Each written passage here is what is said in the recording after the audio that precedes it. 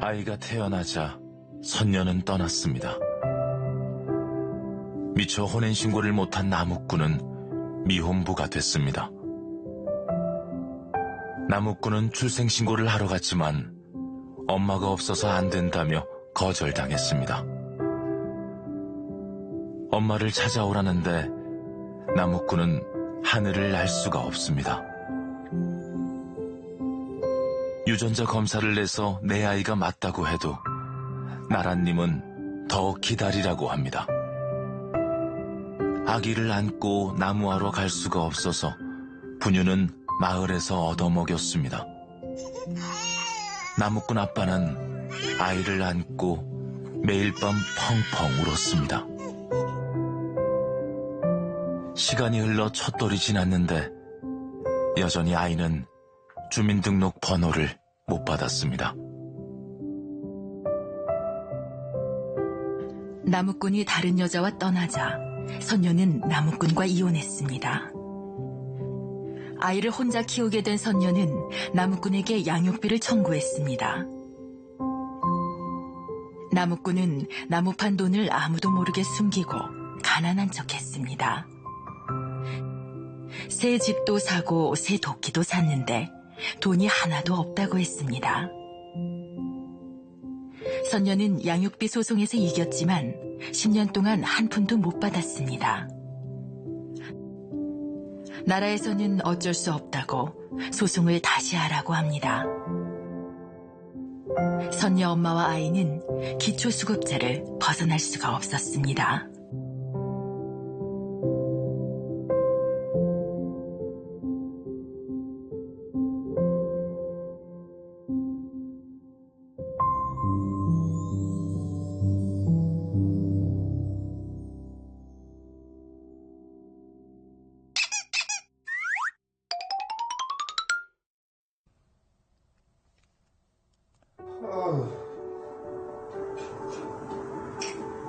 환한 낮인데 김영환 씨는 누워 있습니다.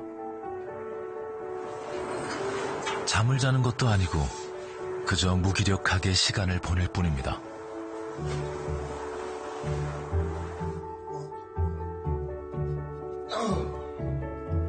저녁 6시가 되자 집을 나서는 영환 씨. 서두릅니다. 아들이 기다리고 있기 때문입니다.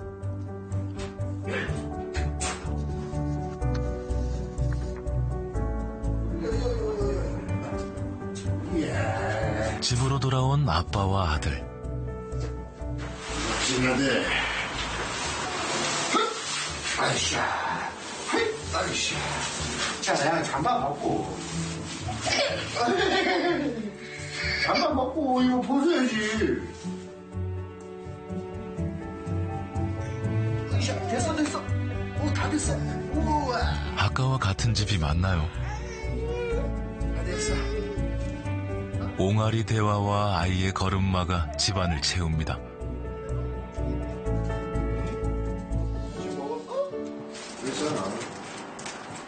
영환 씨의 얼굴에선 아빠 미소가 떠나지 않습니다. 시원하게 먹네.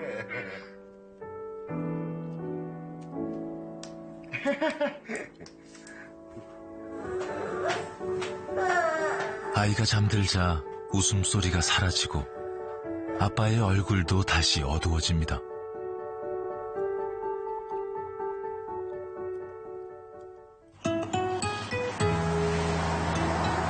이름 김노을, 생후 20개월.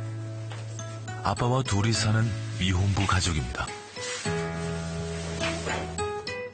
하지만 노을이는 법적으로 세상에 없는 아이입니다. 아빠 영환 씨도 법적으로는 아들이 없습니다. 노을이의 출생신고를 못했기 때문입니다. 출생신고가 법원 가기 전까지는 저도 몰랐어요. 애 엄마가 있을 때, 그때 이제 이제 출생신고를 이제 하러 갔죠. 그 이제 주민센터로 하러 갔는데 안 된다는 거예요. 그 이제 딱 보니까 애 엄마가 남편이 있는 거예요. 다른 남편이 있던 엄마가 떠나자 노을이의 출생신고를 할 방법도 사라졌습니다. 주말에 힘드시겠다. 출산이 증명되지 않는 남자는 엄마 없이 아이의 출생신고를 할 수 없기 때문입니다. 영환 씨도 혼자 주민센터에 갔지만 노을이의 출생신고를 받아주지 않았습니다. 엄마를 찾아오라고 했습니다. 약이 없어가지고 그냥 소개로 만난 거였으니까 전화를 받아야 뭐 찾아가기를 하지 뭐 전화도 안 받는데 뭐 어떻게 찾아. 노을이는 법적인 이름도 주민등록 번호도 없는 아이로 남았습니다. 갓난아기를 돌보기 위해 일도 그만둬야 했던 아빠에겐 우울증과 당뇨가 찾아왔습니다. 아니에요? 한 봉지 가득 약을 먹어도 잠을 못 자지만 왜 그래? 그래도 서툰 육아가 손에 익어가는 게 다행이라고 합니다. 이제 걔 기저귀 갈아주고 씻겨보고 이렇게 해보니까 그렇게 어렵지는 않더라고요. 그래서 야 기저귀 갈아면서 아빠 잘하지? 아빠 잘하지?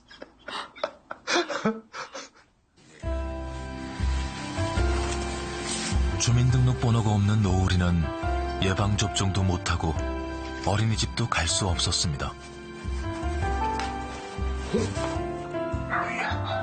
절망에 빠진 아빠와 등록되지 않은 아이는 누구의 관심도 받지 못했습니다. 어느 날 이웃 주민이 아이의 울음소리를 듣고 학대 신고를 했습니다. 그제서야 난리가 났습니다. 애가 한 사흘 밤낮을 계속 울었나 봐요. 이웃집에서 신고가 들어온 거예요. 그래서 구청에서 출동하고 그래서 이제 그 내에서 회의가 열렸어요. 뭐 경찰도 오고 이제 구청 사례관리사도 오고. 노을이에겐 주민번호 대신 노숙자들에게 부여되는 사회보장번호가 발급됐습니다. 그나마 이제는 예방접종도 하고 어린이집에서 또래 아기들과 보살핌도 받습니다. 점심이라도 먹고 오는 게 아빠는 고마울 따름입니다.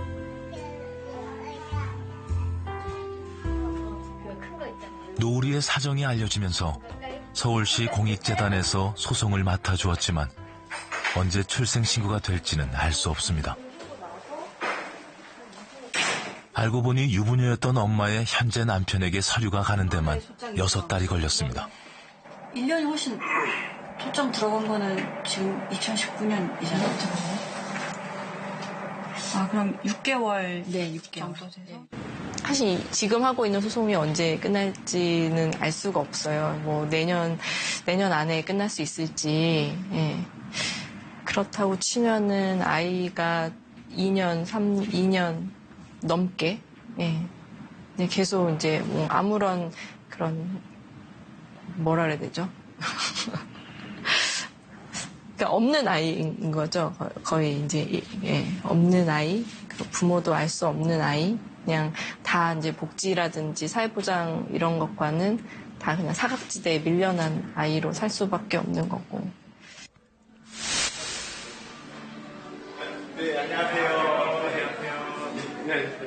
어느 저녁 취재진은 홀로 아이를 키우는 3명의 아빠를 만났습니다. 낯익은 얼굴을 알아본 노을이가 반갑게 맞아줍니다.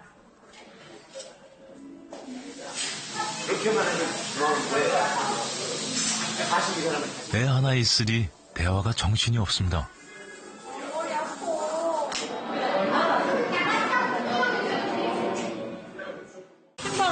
안 돼요. 봐봐. 노라. 조금이 안 돼? 지금한테 여기 들어오세요. 수의 이야기를 처음 들은 건 바로 이 모임에서입니다.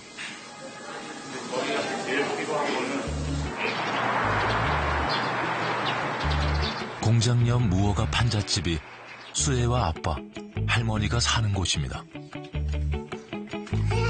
수혜는 아침부터 밥은 안 먹고 휴대폰 달라고 떼를 쓰는데 수혜 좋아하는 여기 두부도 있는데 핸드폰 안 돼. 밥도 안 먹는데 무슨 핸드폰을 봐. 엄마 고쳐 먹어. 아빠는 이길 수가 없습니다. 돼가지고 딱 끝나고 딱 오니까. 6달 만에 태어난 수혜는 등에 큰 수술 자국을 남기고 겨우 살아났습니다. 태어나면은 본인이 15일 안에 숨을 쓸 수 있는 그 간을 나가요. 이리 와. 이건 뭐예요? 엄마가 전 남편과 이혼한 지 얼마 안 됐다는 걸 수혜를 낳고서야 아빠는 알게 됐습니다. 수혜는 출생신고를 할 수 없었습니다. 거의 한 3, 4일 촬영을 했는데 장담하잖아요. 여기가 있는데. 가니까 아유 아버지 이거 지금 엄마가 와가지고도 했었는데 안 되고 지금 아버지가 지금 5번째 왔다 그러는 거예요. 안 돼요. 이거 300일이 계속 걸려 있어요. 그러는 거예요. 그래서 300일이라는 건 어떤 의미일까요? 유전자 검사라는 게 우리 드라마에서 보면 딱 보자마자 이게 내 네네네네. 내 새끼다 이렇게 나오죠. 그럼 상식적으로 생각하면 아빠가 확인이 되면 출생신고 아빠 밑으로 해주면 된단 말이에요. 근데 그거를 내도 그것만으로는 안 된다라는 거죠. 그 결과가 법률상 그 친생 추정이라는 것을 바로 깰 수가 없는 거죠. 친생 추정이라는 거에서 설명을 좀 해주세요. 쉽게 말하면 혼인관계에 있을 때, 뭐 여성의 혼인관계에 있는데 아이를 낳았다. 그러면은 어떤 친부가 있는지 상관없이 그 법률혼 관계에 있는 아빠의 아이다라고 추정을 받는 거예요. 이혼하고 나서 뭐 200, 300일? 뭐 그때 그 사이에 아이가 태어나면 그 법률상 추정받는 아빠 밑으로 들어간다라고 친생 추정을 받고, 그래서 그 아빠가 친부가 아니라고 하면 그 법률상 추정을 받는 아빠랑 아이와의 그 유전자가 친자관계가 아니다. 이걸 같이 내야 되는 거죠, 지금 상황은. 그러니까 진짜 아빠가 누군지와는 상관없이. 네, 그렇죠. 어머니 저 가요? 왜야? 아빠 알아줄게. 알아줄게. 아이고, 알아준다는 게는 좀. 잘 놀고 있어. 아빠 갔다 올게.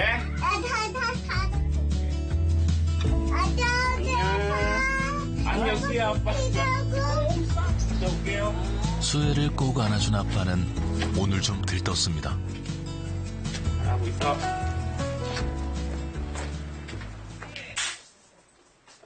미혼모 단체의 지원으로 법무사 상담을 받게 됐기 때문입니다. 전화하셨었죠? 예. 소중하게 간직해온 출생증명서. 얼마나 들고 다녔어요? 몇 년을 들고 다니시는? 그러나 출생증명서에 적힌 엄마 이름을 보자 법무사는 힘들다는 말을 꺼냅니다. 법에서는 57조에서는 번호도 모르고 등록 기준지도 모르고 엄마 이름도 몰라야 이제 정식으로 판결이 나오는데 어떻게 될지 모르겠어요.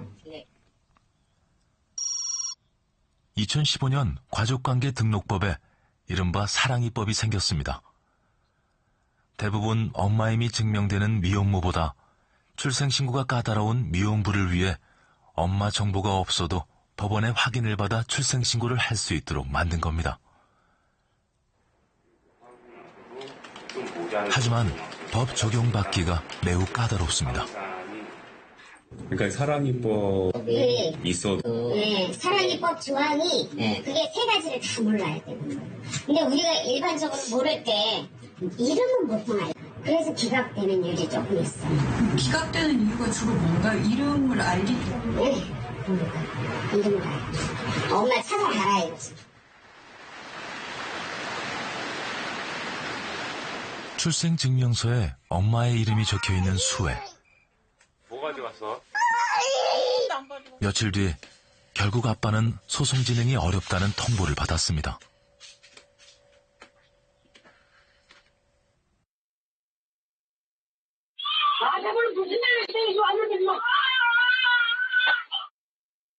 아저씨, 나가서 전화 꼬아주고, 우리가 애기, 아동학대 좀 나온 거야, 시실 것 같고. 아동학대, 요거를 지금 우리가 알아서 확보하거든.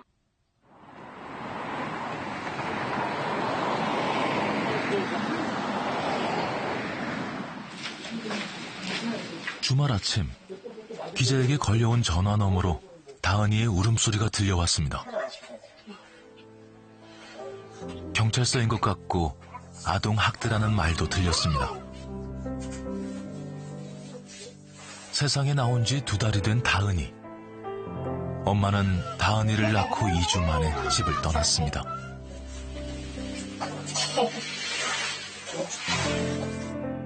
애 엄마가 애가 둘이 있었어요. 저는 얼마 전에 알았어요. 뭐 제가 난 애기가 아니에요. 그래서 저도 이제 출생증명서가 거기서 보고 하는 거예요.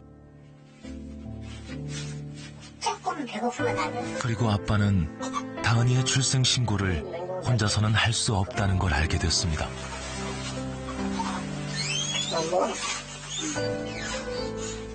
안 된다는 게 무조건이에요.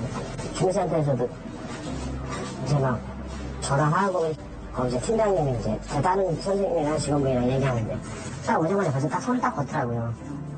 안 됩니다. 바로 벌써. 다은이를 돌보느라 회사를 그만둬야 했지만 아이의 출생신고가 안 되니 복지 지원을 받을 수가 없습니다. 일단 주민번호 부여받아야지 어떤 것이든 신청을 할 수가 있어요. 일단 그거 된 다음에 출산 축하금 나갈 거고 양육수당 나갈 거고 아동수당 나갈 거고. 갓난 아기를 안고 법원과 주민센터, 구청 등을 오갔습니다. 그러던 중 누군가 아동학대 신고를 했고 아빠는 결국 아동보호기관에 조사를 받으러 가야 했습니다. 속상하죠 그냥 내가 왜 여기 와야 되고 경찰서에서 전화와가지고 무슨 조사를 해야 되니 뭐 아동을 했니 어쩌니 막. 모든 게 출생신고 탓인 것만 같아 법원을 수차례 들락거렸습니다. 출생증명서가 있다는 건 엄마의 흔적이 있다는 뜻. 다은이의 출생신고도 기약이 없어 보였습니다. 지난해 5월, 정부는 고용국과 아동정책 4대 분야 10대 과제를 발표했습니다. 그중 인권 분야의 첫 번째 항목이 바로 누락 없는 출생 등록입니다. 이를 위해 아이가 태어난 병원에서 국가의 출생 정보를 의무적으로 알리는 출생 통보제 도입을 추진하겠다고 밝혔습니다. 우리나라 아이들의 99.7%가 병원에서 태어나기 때문입니다. 그러나 전국 의사총연합과 대한산부인과 의사회가 이를 반대하고 있습니다. 비용 때문입니다. 부모가 해야 할 일을 의료기관의 책임으로 돌리는 데다 원가 이하의 수가로 분만을 포기하는 의료기관이 늘고 있는 현실적인 고려도 없다고 주장했습니다. 또 비용 경비의 보전도 없이 행정기관의 업무를 산부인과가 대신 하라는 것이라며 반발합니다.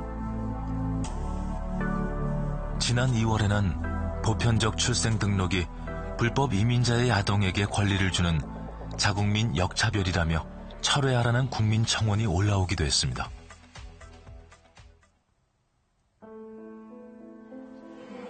그러나 어른들이 내세우는 명분 속 어디에도 태어남을 인정받지 못한 아이들의 인권을 걱정하는 목소리는 없습니다.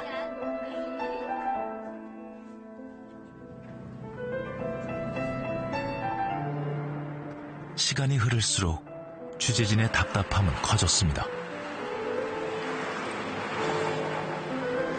어쩌다 우리의 법이 아이를 방치하게 하는 법이 됐을까요?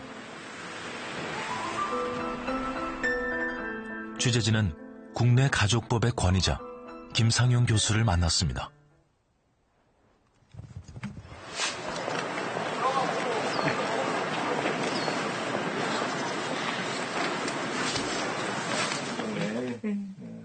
김 교수는 부모를 먼저 확인해야만 하는 현재의 법은 순서가 틀렸다고 비판했습니다. 만들고 그다음에 가족관계 등록부를 이제 만들고 그 아이 엄마가 누구냐, 아이 아버지가 누구냐, 이 관계가 해명이 안 되면 출생신고 안 된다는 거거든요, 지금 우리나라 법의 기본 입장이. 근데 그거를 입장을 바꿔서 일단 아이는 엄마가 누군지 아빠가 누군지 명확하게 밝히지 않은 경우에도 일단 출생신고를 하고 국가 공적 차원에서 보호를 하면서 그 아이의 엄마 아빠가 누군지를 밝히는 그 과정을 밟도록 이게 순서를 바꿔야 되는 거예요. 거꾸로 돼 있는 거꾸로 돼 있는 거죠. 그냥 친생자임을 인지한다. 네. 그런데 관련 자료들을 살펴보다 뜻밖의 한 줄을 발견했습니다. 또 재판을 해서 1987년 남겨진 호적 선례. 모는 성명 불상임이라고 기재하여 부가 출생 신고를 하면 된다. 그런데 2011년 가족관계 등록 선례에서는 모를 불상으로 출생 신고를 하는 것은 수리하여서는 아니 된다 라고 돼 있습니다. 그 전까지는 이 호적 선례에 따라서 그 생부가 출생신고를 하면은 어머니는 성명 불상임이라고 기재해서 출생신고를 해서 받아줬는데 이거 받아줘도 되느냐라고 질의해달하니까 그 가족관계 등록과 법원 가족관계 등록과에서 수리하면 안 된다 이제는. 법이 달라졌다 이렇게 생각해도 되는 건가요? 국회를 통하는 그 법의 개정은 아니고요. 이거는 법원의 해석론이거든요. 그 법원의 해석론, 쉽게 말해 법원의 태도가 바뀐 거죠. 법을 실제로 적용하는 과정에서 실무적인 지침이 달라졌다는 겁니다.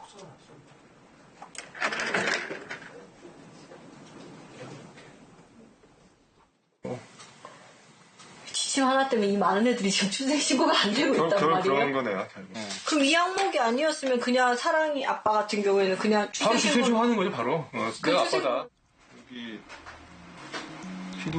엄마 없이 아빠의 일방적인 출생신고가 가능할 경우 또 다른 문제가 생길 수도 있는지 물어봤습니다. 할 수 있다 하고 이거는 표현이 완전히 다른 거잖아요. 이거는 이제 그러니까 여기서 이렇게 간 이유가요. 뭐 예를 들어서 당시에 뭐 아동 학대 사례가 나왔다든가 뭐 이런 계기가 있잖아요. 이게 그런 거 아니에요. 그거 아무 상관도 없어요. 이해가 안 가서요. 갑자기. 그리고 법원에서 아동 학대 사례가 있어서 이렇게 바꾸고 하는 경우 별로 없어요.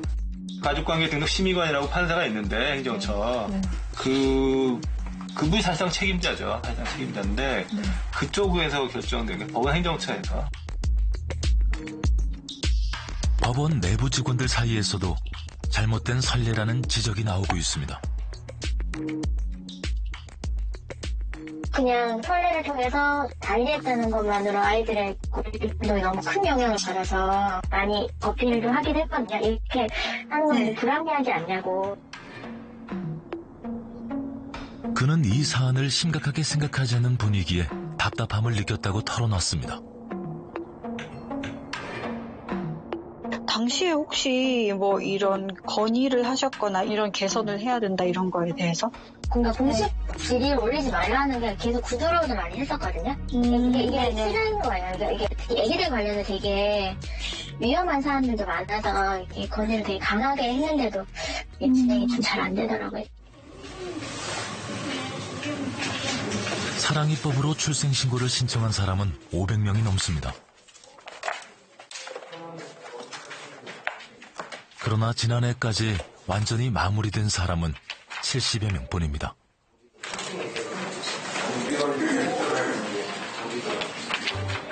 그런데 얼마 지나지 않아 다은이가 출생신고를 했다는 반가운 소식이 들려왔습니다. 취재진이 만난 아이들 중 가장 빨리 문제가 해결된 경우였습니다.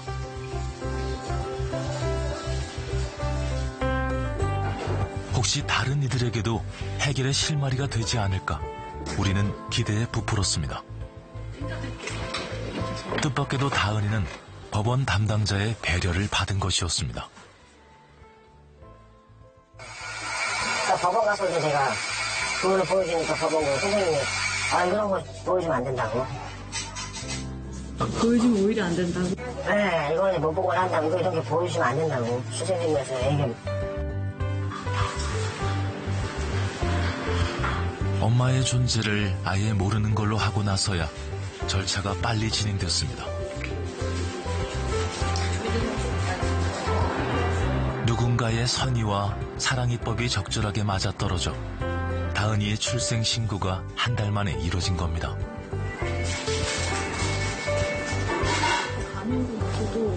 다은이와 같은 배려를 받았다면 노우리도 수혜도 지금쯤 대한민국 국민이 됐을까요? 엄마를 모른 척하고 버려야만 아이의 존재를 인정해주겠다는 법을 우리는 어떻게 받아들여야 할까요?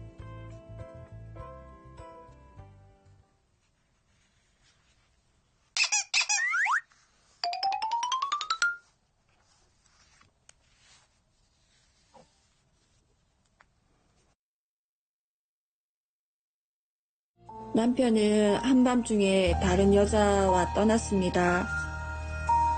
그때 큰애가 9살이었고요. 발달장애가 있는 큰아이 8살 둘째, 막내는 5살. 남편 없는 시댁에서 시부모님 모시고 10년을 살았습니다. 어떻게 그럴 수 있냐고요? 살림하던 여자가 애 셋 데리고 선뜻 나가 살 수 있는 데가 없더라고요.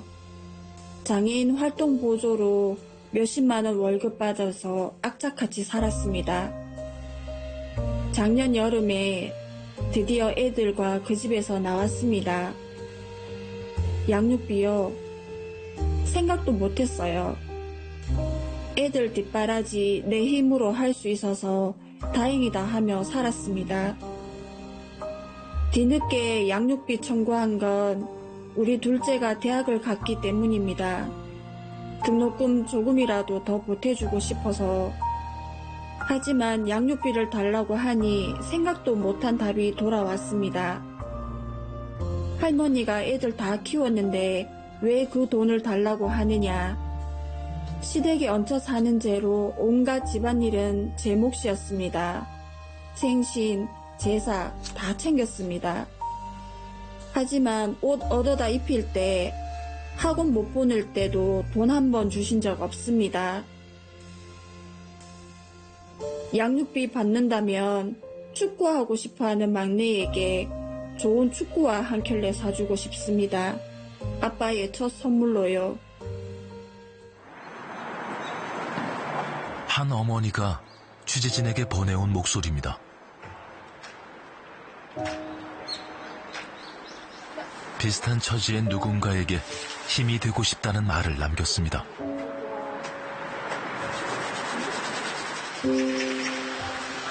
어떻게 한부모 가정이 되었는지는 모두가 다른 사연을 지니고 살아갑니다. 하지만 양육비 문제는 매우 닮아 있습니다.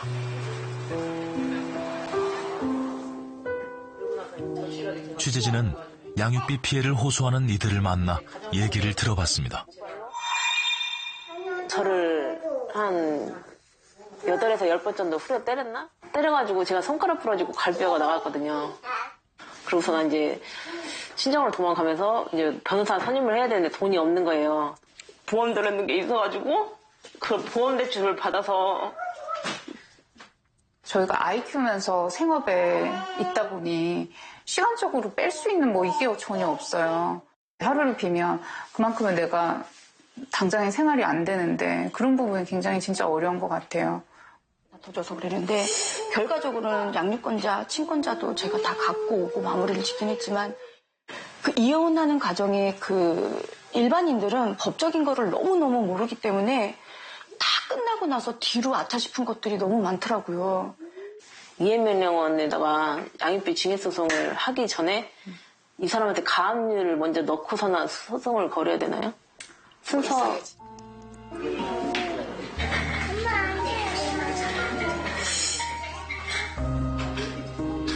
제가 일부러 저희 아이 이름을 크게 불렀어요. 쳐다볼까 싶어서. 그래도 와서 말 걸까 싶어서. 모른 척 하더라고요. 저희 아이는요, 벌벌 떨면서 엄마 어떡해? 가서 인사해? 반복해서 묻는 거예요.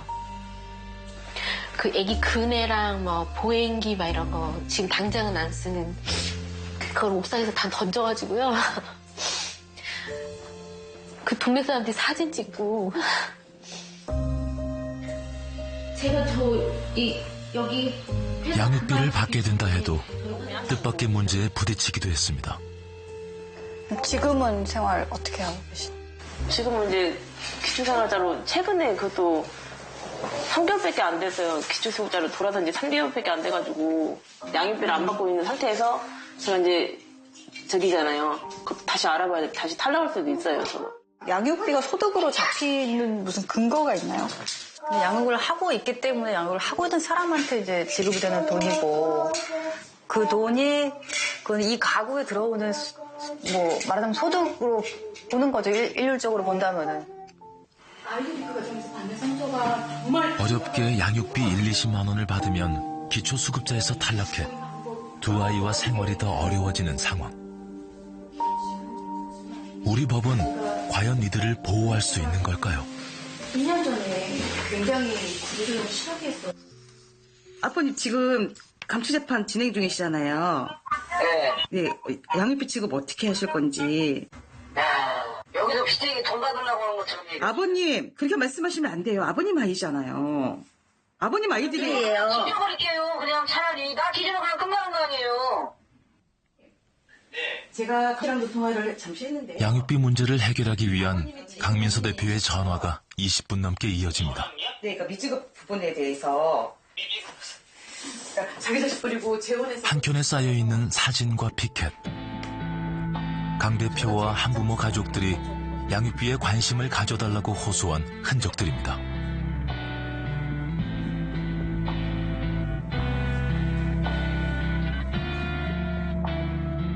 나라 하지 말고 책임질 수 있도록 도와주십시오. 아이의 면접 교섭하지 않고 아이 양육비 미집하는 부분도 분명한 아동학대 맞습니다. 아동학대입니다. 때려야만 아동학대입니까? 저희 나라 법은요, 키우는 사람이 잘못됐을 때 아동학대가 적용이 되지 비양육자는 전혀 적용이 안 돼요. 근데 지금 내 아이를 버리고 내 아이가 버려지고 내 아이 양육비를 무시하고 있는데 이분들은 처벌을 안 받아요.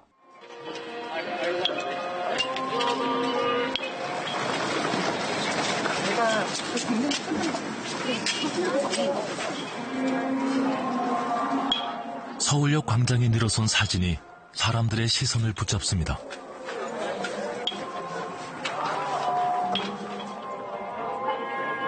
양육비를 주지 않는 사람들의 얼굴과 이름, 직업이 공개돼 있습니다.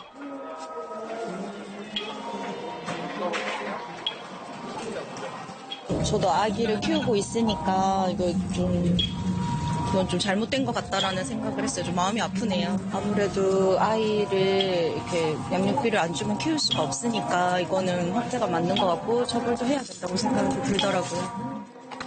양육을 안 해주면서 자기 볼 거 다 보고 이런 사람들 더 잘 살 거예요. 그리고 나쁜 세상이 없었으면 좋겠어요. 사실 안타까워요. 사실.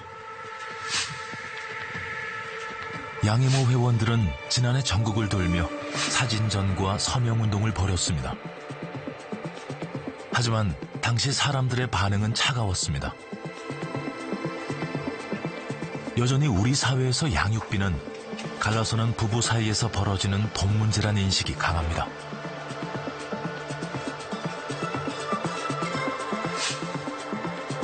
그나마 양육비에 대한 관심이 높아진 건 인터넷 신상 공개 때문입니다.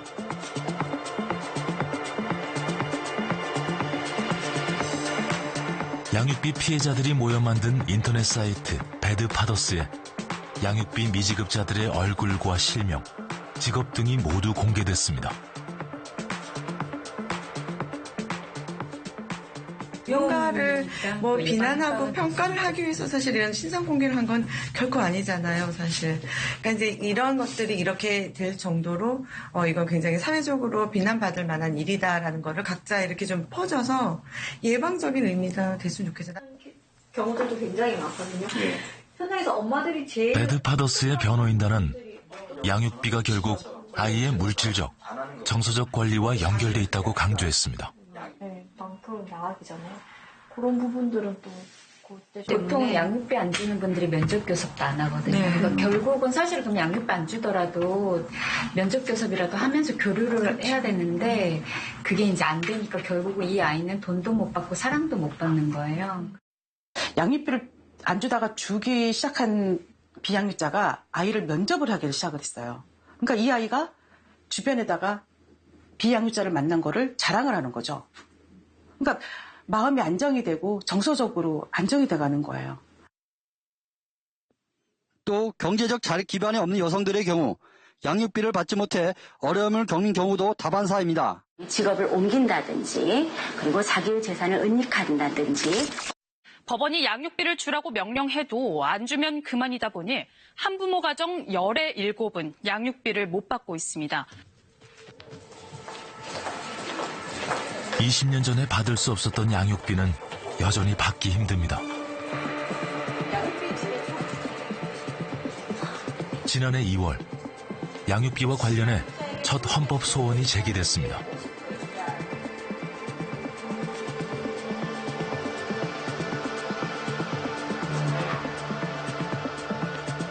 특히 양육비 미지급을 해결하지 못하는 현재의 법이 한부모 가정아이들의 기본권을 침해한다는 내용이 명시됐습니다.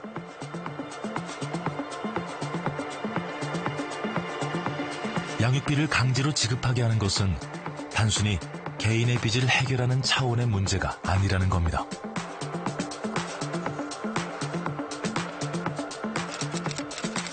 정부가 발표한 한부모 가족 실태조사에서 자녀 양육이 가장 어려운 점은 아이들의 나이와 관계없이 양육비, 교육비로 나타났습니다. 그러나 양육비 지급 현황을 보면 양육비를 한 번도 받은 적 없다는 대답이 73%나 됐습니다. 10가구 중 7가구 이상이 양육비를 받지 못했습니다. 취재진은 양육비 헌법 소원을 대리한 이준영 변호사를 찾아갔습니다.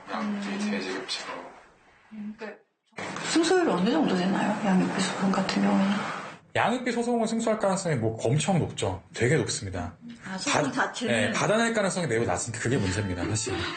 자기 혼자 먹고 사는 거에서 그게 더 양육비를 못 받을 경우 소송을 통해 법적 조치를 취할 수 있고 정부기관의 지원을 요청할 수도 있습니다. 그러나 법과 현실 사이의 차이가 너무 크다고 이 변호사는 말했습니다. 저희 다 무료예요. 그러니까 지금까지는 재판을 하게 되면 3달, 6달이거든요. 이행명령 하게 돼도 그게 몇 달 걸리고 하게 되다 보니까 그렇게 되고 양육비 관련 법률에서 이제 최종적으로 할 수 있는 조치 중 하나가 상대방에 대한 감치인데 사실 감치 도망 다니면은 거의 소용이 없거든요.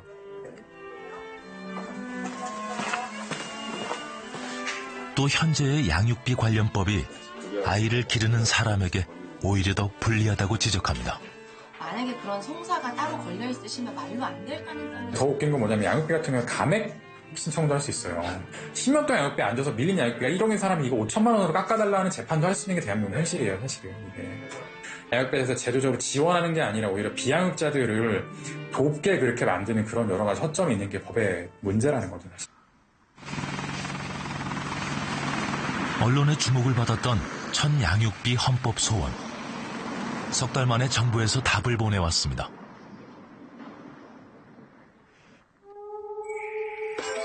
(5년) 전 양육비 이행관리원이 설립된 뒤 관련 지원을 하고 있으며 4년 동안 400억 원의 양육비가 해결됐다고 설명했습니다.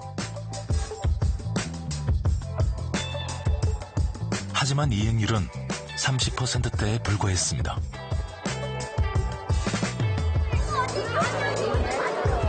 양육비 미지급 문제를 해결하기 위한 방안들은 몇 년째 제안돼 왔습니다.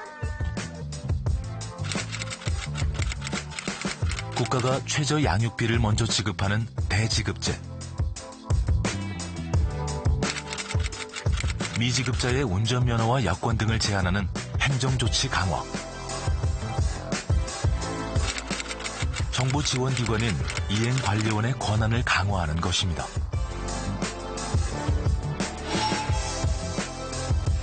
지난 2년 동안 여성가족부와 법무부, 경찰청이 10차례 넘는 회의를 열었지만 아무 결과도 얻지 못했습니다.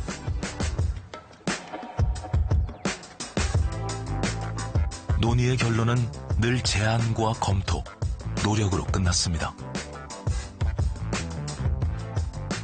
행정 제재 하자 그러면 뭐 도로교통법은 뭐 교통의 안전인데 양육비하고 무관하다. 그래서 뭐 운전면허 제한 들어올 수 없다라는 이제 부처마다의 주장이 있고, 그다음에 아동 학대다 그러면 양육비 이행법이 있는데 아동복지법에 왜 이게 안 맞다, 이행법에 제재 넣으면 된다 하고 뭐 부처마다의 주장으로 이게 서로 이렇게 핑퐁하다 보니까 이게 개선이 안 되고 있는데. 현재 국회에 양육비 관련 법안은 10건이나 발의돼 있습니다. 하지만 과거에도 여러 차례 예산이 모자란다, 행정인력이 부족하다 등의 이유로 통과되지 않았습니다.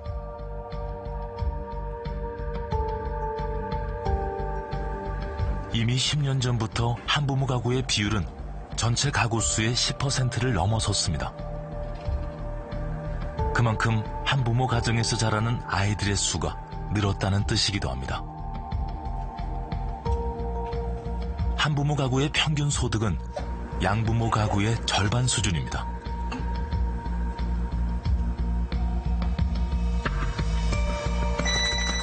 양부모 가정 아동의 상대적 빈곤율은 3.9%.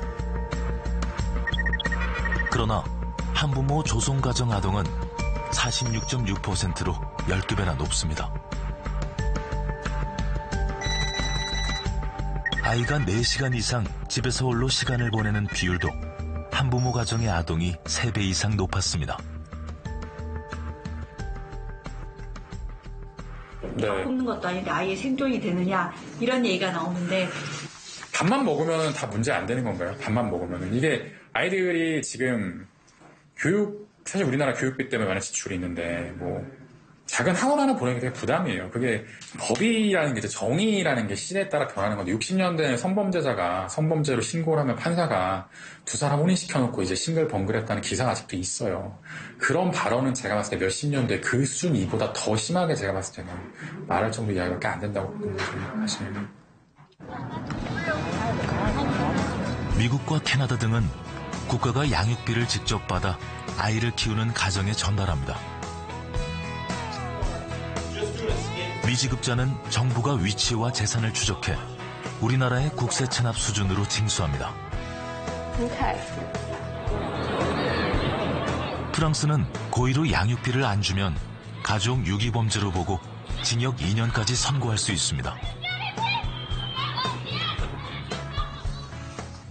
국민의 한 사람이거든요. 자기 아직 발전 과정에 있지만, 그래서 국가가 더 관심 갖고 해야 되는데 그냥 방임한 것 같아요. 부모 책임이다. 1차적으로 부모 책임이다.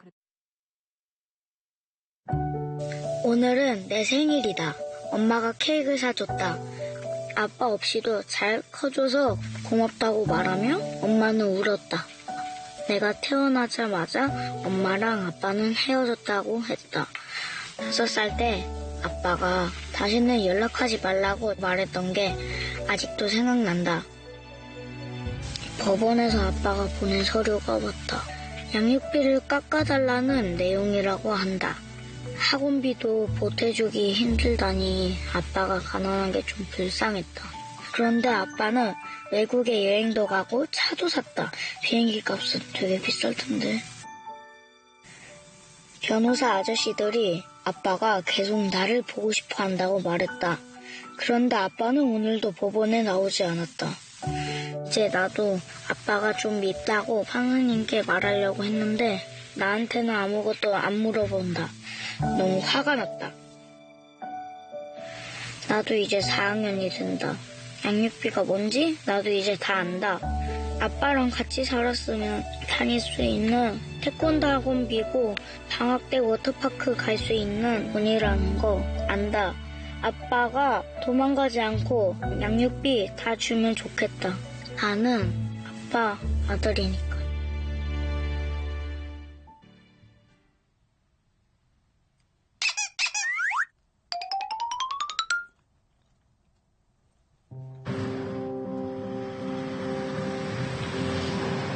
일 년을 준비한 간호조무사 시험이 코앞입니다.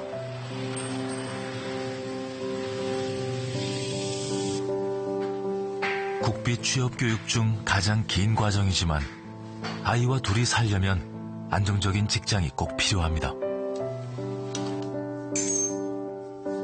6개월의 병원 실습 기간 동안 월급은 없었습니다. 한부모 지원금 20만 원, 하루 5천 원 지훈이의 급식 카드로 버텼습니다. 지금 쓸 수 있는 건 컵라면, 그리고 샌드위치, 삼각김밥, 우유, 이런 종류. 어머님 맨날 컵라면을 때우시는데 애기는 계란하고 사서 밥 해주고. 네.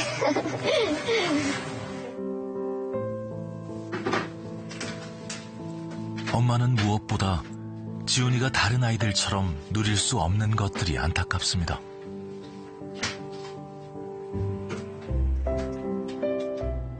일반 학원을 다녀본 적이 없었는데 동사무소에서 제 시민들이 지원을 해주는 그 금액을 해서 선정을 해서 영어학원을 보내주었거든요.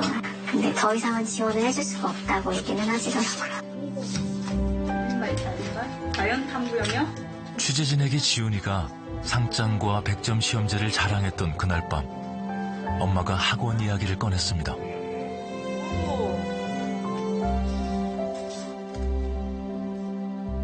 근데 왜 그 정도 해도? 올해는 더 이상 지원을 학원을 지원해줄 수가 없대. 그럼 우리는 이 장소도 장난 아닌데? 친구들도 친해졌고 재미있죠. 일단은 학원비가 너무 비싸서 엄마가 그냥 어쨌든 일단은 잘하구나. 알았어. 너무 속상해하지 말고. 알았죠. 이혼한 남편은 지훈이가 더 이상 할머니를 만나지 말라고 요구했습니다. 이제 좀 있으면 결혼하고 보니까 할머니 댁 가고 싶다고 얘기하는. 제발 못했죠. 엄마가 그렇게 얘기했다고 말은 못하겠더라고요. 어른들의 편견에 상처받는 것도 지훈이가 견뎌내야 할 몫입니다.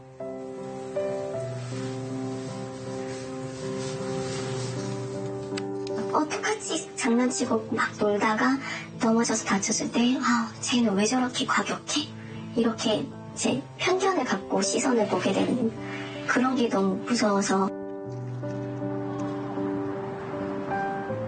친구들과 함께 배우고 가족을 만나고 편견에서 자유로울 아이의 일상적인 권리는 어쩔 수 없는 현실에 묻힙니다.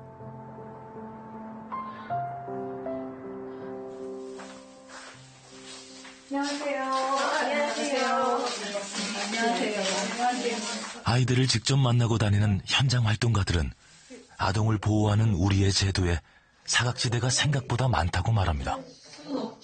나라도 못하고 있는 일인데. 네, 약간 애매하신 가정들이 있어요. 이제 차상위라고 보통 표현을 하는데요. 근데 그 가정들도 생각보다 약간 법의 사각지대에 있는, 어떻게 저런 쓰레기집에 살아 뭐 이런 것도 있는 반면에 사실 평범한 가정도 저는 되게 많았던 것 같아요. 평범한 가정도 되게 많았고, 그리고 이런 남매 같은 경우에 엄마 아빠가 자리를 비우시잖아요. 이 아이에게 이 서비스가 필요하다라고 유관기관에서 아무리 인정을 해도 보호자가 거부를 하게 되면은 그 서비스를 받을 수 없는 경우들이 굉장히 많은 현실이 있죠.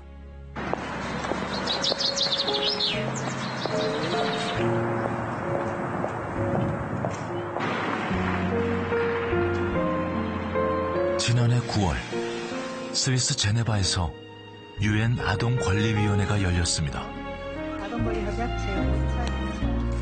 위원회는 한국의 아동인권 상황에 대해 출생 등록의 문제와 양육비 미지급 문제를 해결하라고 촉구했습니다. 환경 조성을 위해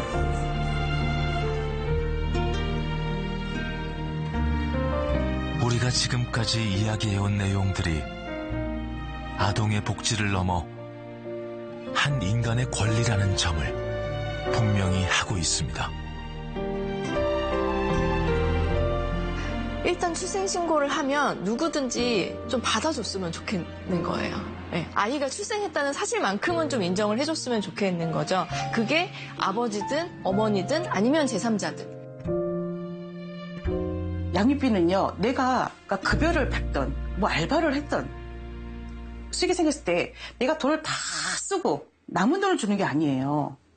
내 아이를 위한 돈이잖아요. 우선순위가 돼야 되는 거죠.